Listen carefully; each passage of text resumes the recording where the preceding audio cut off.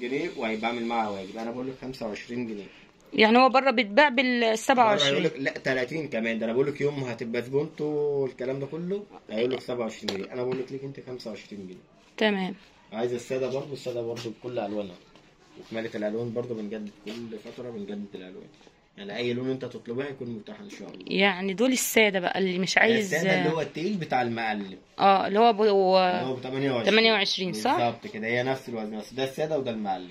احنا كده بنتكلم دوت اللي احنا بنتكلم فيه ده قماش اللي هو البلكونات، الستاير بتاع البلكونات. ده كمان بيتعمل شيلات وبتتعمل شنط اللي نازله جديد هي بيدي برضه من على نفس الخامات دي، ويبقى مطبوع عليها او يكتب لك على صوره او تكريس او الكلام ده. بتعمل شيلات برضه. ده قماش كرتون، ده بتاع التنجيد. ده كله بتاع تنجيد. اللي عاوز يعمل بقى ايه وش للمرتبه، وش مراتب، كنب بلدي، الكلام ده كله برضه متاح.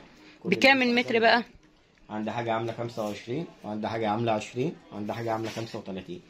يعني دول دي عامله 20 هنا بره دي؟ عامله 20. كل ده عامل 20.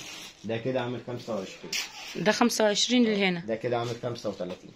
ودول اللي في الوش دول 35 جنيه. تمام. المتر عامل 5. طب وتخفيضات بقى؟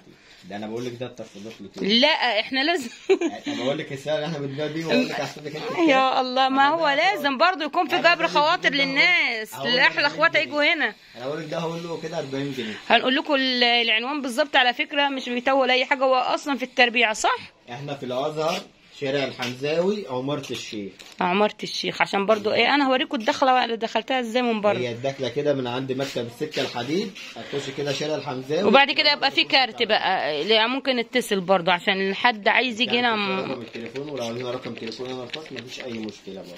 تمام ماشي.